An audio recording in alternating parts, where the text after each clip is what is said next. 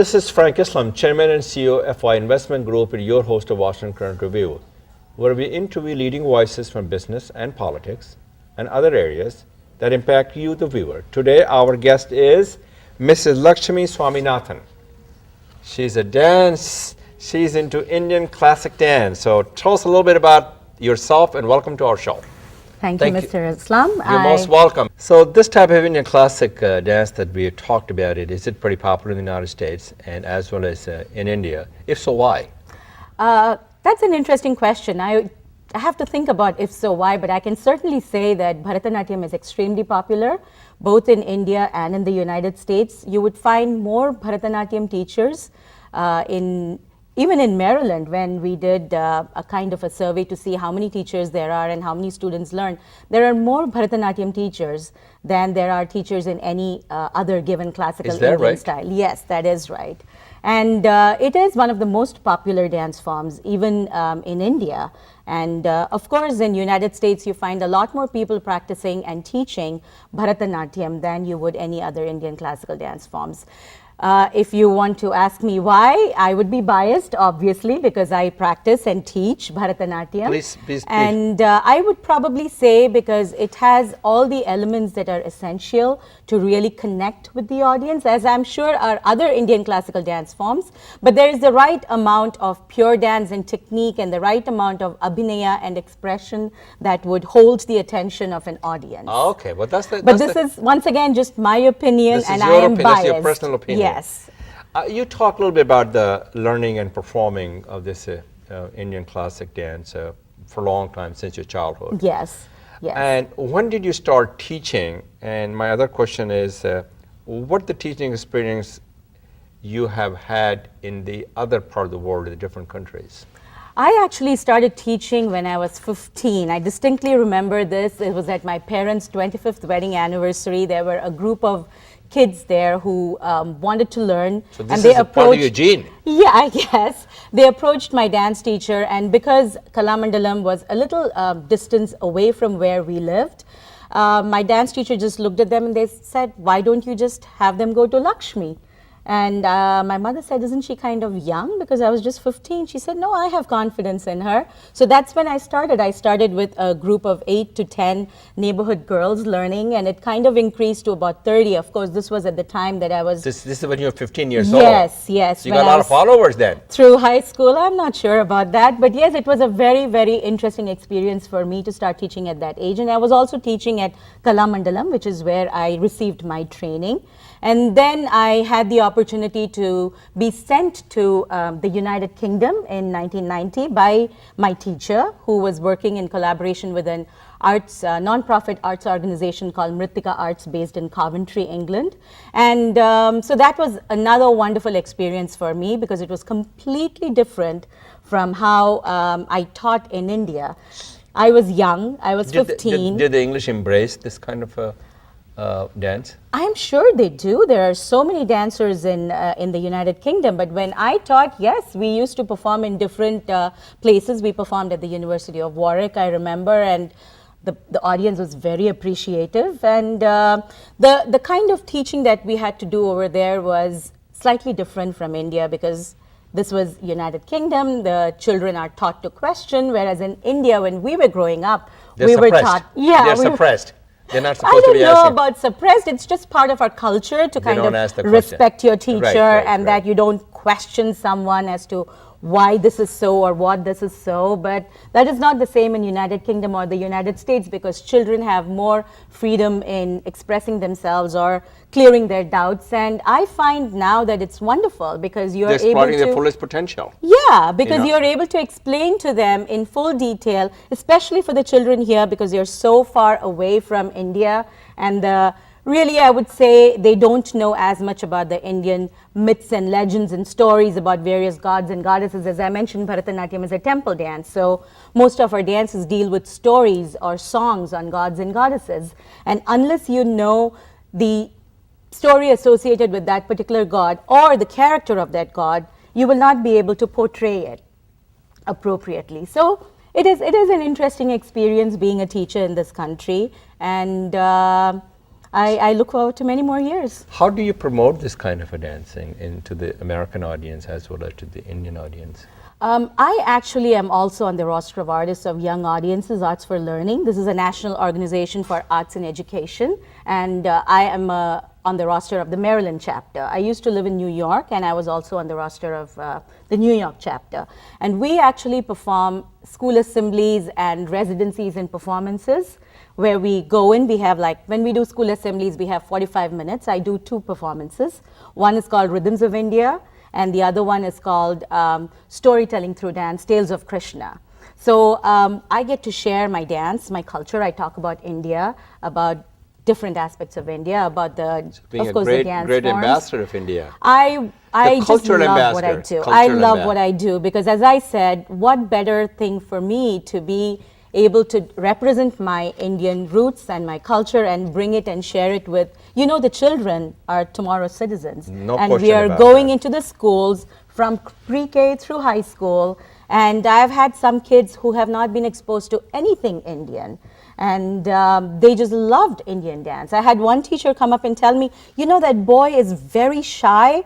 You would never get him up, but he was up there dancing with you. So this You is got just them excited, fabulous. energized. I hope so. I Yeah. hope so. What have been the memorable performances as far as you're concerned? I know you talk about England, you talk about the United States, you talk about India.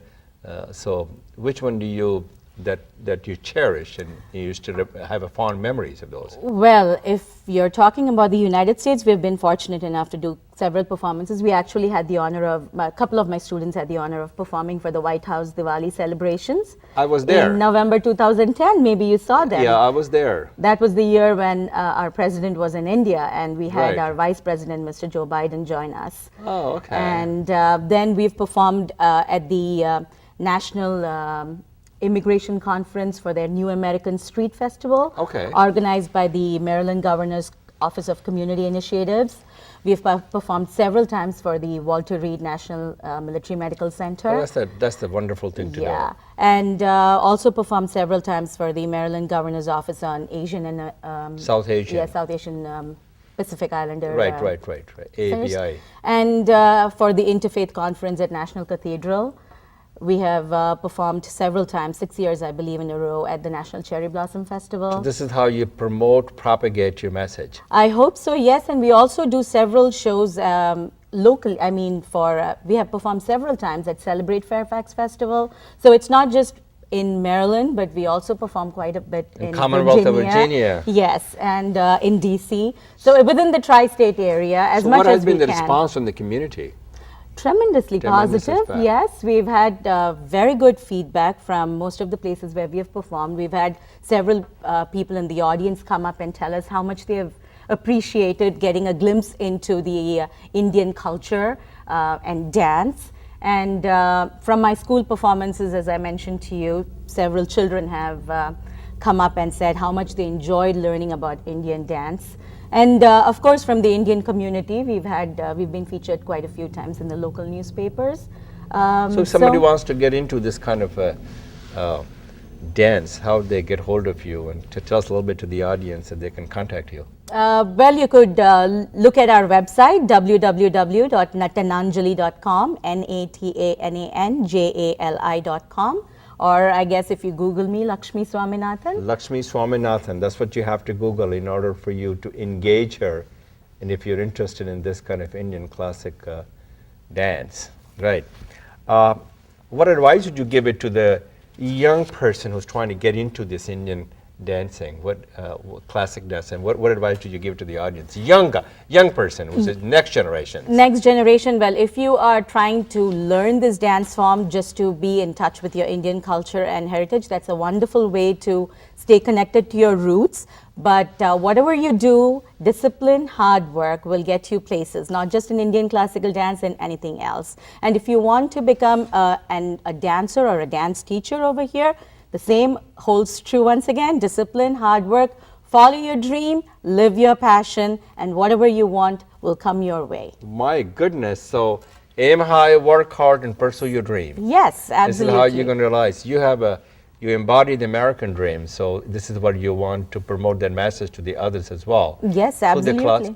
Through the classic dance. Yes, nothing in life comes easy, but Is it hard to do this dance thing? It is. Is it a very you have to be obviously young and alert, and also you have to do exercise to make sure you can do the right thing. So it's a pretty difficult thing to do. It is. I call Bharatanatyam almost like yoga in motion, and it's spiritual and extremely physical. For my young students, I say it is a complete cardiovascular activity. You don't need to go to the studio or to the Y to work out. If you just practice an hour to 2 hours of dance, you'll be in the best shape that you can. Side benefit, and also because we dance to the songs of gods and goddesses. Okay. It's a spiritual connection. It also enhances your spirituality a lot. So it is it's for complete well-being. Physical, mental, spiritual. Physical, mental, and spiritual. You got it all. Yes, you got it all covered. Okay. If you come back 5 years from now, how do you see yourself in promoting and propagating this dance things to the wider audience and globally to the other part of the world as well? How did you go about doing that thing, and what's your thoughts and is there any things you have thought about it, for example, going to the in China and other part of the world? Have you given some thought on this thing? Not really. But remember, in Malaysia and Singapore, there's a fairly large population of Indians. Yes, and there are several excellent dance teachers and organizations there too. So it is, as I said, extremely global. You will find Bharatanatyam teachers in Spain. You find Bharatanatyam teachers in Singapore. Yes. And Singapore, I can understand because the fact that 20% is the Indian population. I'm And Facebook friends with someone who is a Bharatanatyam dancer in Brazil. It is. So you're into social media as well? Yes. How about Twitter? No, not Twitter. Facebook, I haven't gotten to Twitter yet. But you're on the Facebook? I am on Facebook. We have a Facebook page for Natnanjali also. Okay. Do you have any desire or the drive to propagate and take this message and to take this dancing things to other part of the world, especially Europe? You have been to United Kingdom. Yeah. What about the other western part of Europe and eastern part of Europe and eastern part of Asia and Africa and the Latin America? We would love to. We would love to, but I am just working in the United States right now. So given an opportunity, obviously we would love to go there. Is there any global, there's a global community, but is there a global thing that is connected with this type of a dancing thing? Not that I am aware of. I know there are, we have what is called an Indian Dance Educators Association based here in the Maryland, Virginia area, where we have it's like an umbrella organization for different teachers. And I know there is one in Chennai called Abhay. And I know there is one in the United Kingdom, but I am not aware of a global organization. Is that what you have connects. A desire? Maybe you could lead That this is a wonderful idea. Yes, that's to propagate this message globally and to promote this dancing thing, which you have so much passion and you're committed and you feel very strongly about it. Yeah, that's a thought you have given to me, and I think I should work on that. Yeah.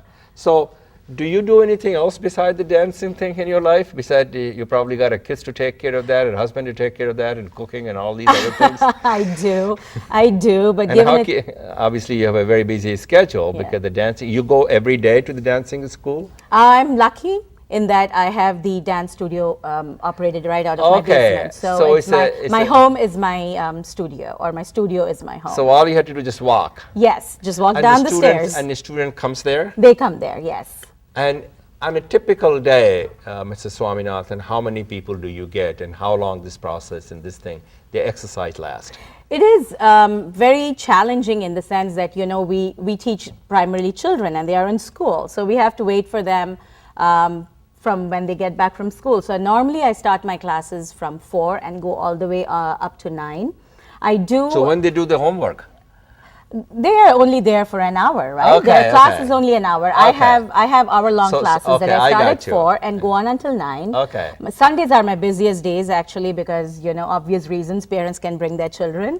I start at 7 in the morning and go on until 8 in the evening with a 1-hour break. That's a pretty busy schedule. It is. But I love what I do, so it doesn't seem hard or tough. So it's not as stressful for you? No, it is not stressful for me. Do you charge for these things? Obviously, because because There's it's no my free lunch. passion and There's also no my free lunch. profession. Yeah. Yeah. So I do. Okay. This is the charge that you do is for about a 1 hour lesson Yes. every day, 5 days a week. No, they only come once a week, which is another big, huge challenge in this Okay. country because they have so many activities and so much academics to catch up on.